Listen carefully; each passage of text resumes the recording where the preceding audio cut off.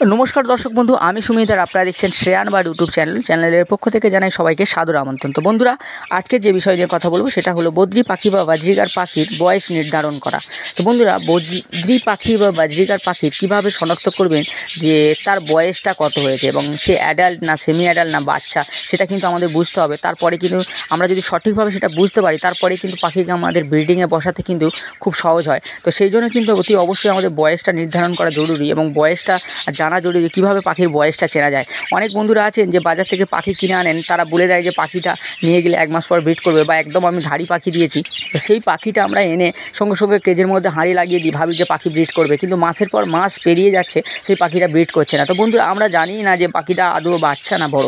তো সেই জন্য কিন্তু বয়সটা চেনা কিন্তু খুব জরুরি পাখির ব্রিডিংয়ের ক্ষেত্রে বলুন এবং পাখির লালন পালনের ক্ষেত্রে বলুন। তো যে সকল দর্শক বন্ধু নতুন নতুন পাখি পালন শুরু করেছেন তাদের জন্য কিন্তু ভিডিওটা অতি অবশ্যই কিন্তু খুব গুরুত্বপূর্ণ ভিডিও। বন্ধুরা যে নতুন নতুন পাখি যারা পালন করা শুরু করেন তাদের একটা মনের মধ্যে ইচ্ছা থাকে যে আমরা ধাড়ি পাখি কিনে এনে পালন করবো, কিন্তু অনেক সময় কী হয় ব্রিডাররা হয়তো বাচ্চা পাখি দিয়ে দেয়, আমরা বুঝতে পারি না, বা দোকানদাররা বাচ্চা পাখি দিয়ে দেয়, আমরা জানি না যে ধাড়ি না বাচ্চা। তো এনে আমরা কিন্তু মাসের পর মাস পেরিয়ে যায়, আমাদের ধৈর্যর সীমা পার হয়ে যায়, তখন কিন্তু আমরা পাখিটা আবার বিক্রি করে আবার নতুন পাখি কিনে আনি। তো বন্ধুরা সেটা কিন্তু আমাদের বোঝাটা খুব প্রয়োজন। তো সেই জন্য আজকে আমার ভিডিও আপনাদের সঙ্গে আলোচনা করা যে পাখির বয়স কীভাবে নির্ধারণ করবেন, কীভাবে বুঝবেন পাখির বয়সটা কত, তো ধাড়ি না বাচ্চা না সেমি অ্যাডাল্ট। তো চলুন বন্ধু দেরি না করে ভিডিওটা শুরু করা যাক।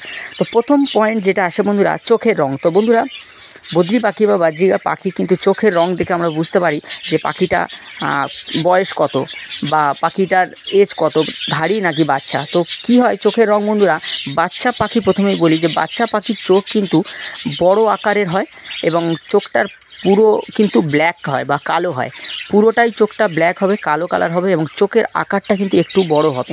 সে জায়গায় কিন্তু ধাড়ি পাখির দেখবেন চোখের আকারটা ছোট হবে এবং চোখটা কিন্তু চোখের মধ্যে একটা রিং তৈরি হবে, একটা সাদা কালারের একটা রিং তৈরি হবে, ওই কালো ভাবটা কিন্তু ছোট হয়ে যাবে। তো কালো ভাবটা ছোট হয়ে গিয়ে একটা রিং হবে সাদা কালারের। তো ওটা কিন্তু পাখিটা ধাড়ি পাখি বা যথেষ্ট এজ হয়েছে পাখিটার বা ব্রিডিংয়ের মতো কিন্তু উপযুক্ত মোটামুটি হয়ে গেছে। তো এটা দেখে কিন্তু আপনাকে বুঝতে হবে যে পাখিটার এজ হয়েছে এবং পাখিটার পর্যাপ্ত বয়স হয়েছে মোটামুটি ব্রিডিংয়ে বসানোর জন্য। এবং বাচ্চা পাখি যেটা হয় তার কিন্তু চোখটা একটু বড় আকার এবং পুরো ব্ল্যাক হবে। এবং আরেকটা জিনিস কী হয় বন্ধুরা, ধাড়ি পাখির যে চোখের রিংটা দেখবেন অনেক সময় কিন্তু সাদা হয়, অনেক সময় আবার একটু অফ হোয়াইট কালারের হয়ে থাকে। তো এটা দেখে কিন্তু আমরা বুঝতে পারি পাখিটা ধাড়ি নাকি বাচ্চা। এবং সেমি অ্যাডাল্ট যখনই হবে পাখিটা দেখবেন যে আস্তে আস্তে ওই কালো ভাবটা কমতে থাকছে এবং রিংটা আস্তে আস্তে তৈরি হচ্ছে, তাহলে কিন্তু বুঝবেন যে সেমি অ্যাডাল্ট। আর চোখের রংটা দেখবেন যে একদম পরিষ্কার হয়ে গেছে, কালো ভাবটা ছোটো হয়ে একটা ভালো রিং তৈরি হয়ে গেছে, তাহলেই কিন্তু বুঝতে হবে। আর চোখের সাইজটা একটু ছোটো হয়ে গেছে তখন কিন্তু বুঝতে হবে পাখিটা কিন্তু অ্যাডাল্ট হয়ে গেছে। তো পাখিটা কিন্তু ব্রিডিংয়ে বসানোর জন্য উপযুক্ত বা ব্রিডিংয়ে বসাতে পারি, পাখির থেকে ব্রিডিংটা আমরা নিতে পারি।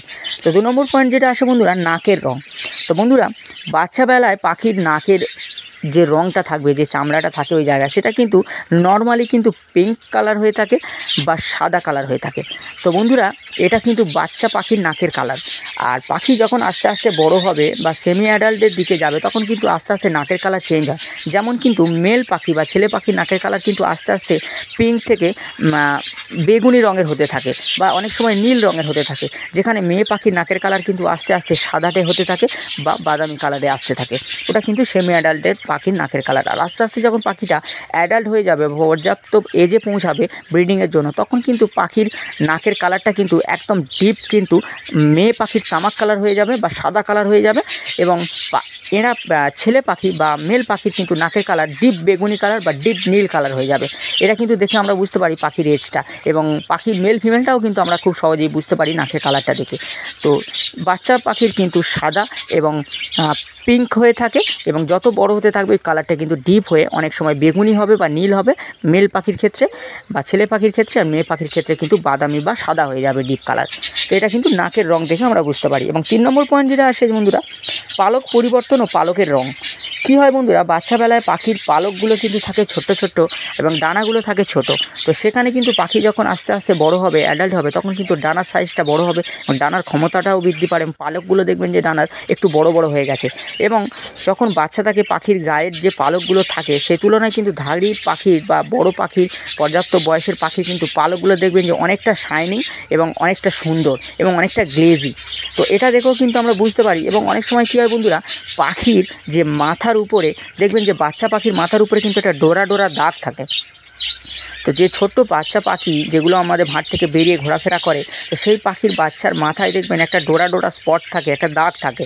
তো যত পাখিটা বড় হতে থাকবে, আস্তে আস্তে এজ বাড়তে থাকবে পাখিটার, বা পর্যাপ্ত বয়সের যেতে থাকবে, অ্যাডাল্ট বয়সে যেতে থাকবে, আস্তে আস্তে কিন্তু ওই দাগটা কিন্তু ফেড হতে থাকবে, বা দাগটা কিন্তু আস্তে আস্তে মিলিয়ে যাবে, গিয়ে কিন্তু একদম সাদা কালার বা পাখিটার যে কালারের রং সেই কালারে কিন্তু পৌঁছে যাবে, বা মাথার ওই ডোরা ডোরা দাগটা কিন্তু মিলিয়ে যাবে। তাহলে কিন্তু বুঝতে হবে পাখিটা কিন্তু পর্যাপ্ত বয়স হয়ে গেছে। বা যখন দেখবেন মাথার উপরে কিন্তু খুব ঘন ঘন ডোরা ডোরা দাগ থাকছে, তখন কিন্তু বুঝতে হবে পাখিটা কিন্তু বাচ্চা পাখি বা পর্যাপ্ত এজ হয়নি।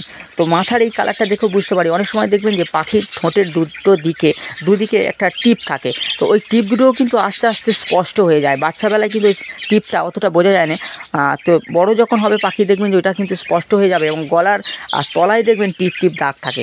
কিছু কিছু পাখি যেমন গ্রিন পাখি এবং ব্লু পাখির ক্ষেত্রে এটা দেখা যায়, কিন্তু প্লেন যদি হোয়াইট বলুন বা ইয়েলো বলুন, ওদের কিন্তু আবার দাগটা থাকে না, তাহলে কিন্তু ওরা প্লেনই হবে। এবং বাচ্চার পালক দেখবেন ছোট ছোট থাকে মাথার কাছে, এবং যত পাখিটা বড় হবে দেখবেন পালকগুলো পরিপূর্ণ হচ্ছে এবং শাইনিং করছে এবং খুব সুন্দর চকচক করছে গায়ের কালার, এবং গ্রোথটা খুব ভালো হলে এটা কিন্তু আপনারা বুঝতে পারবেন।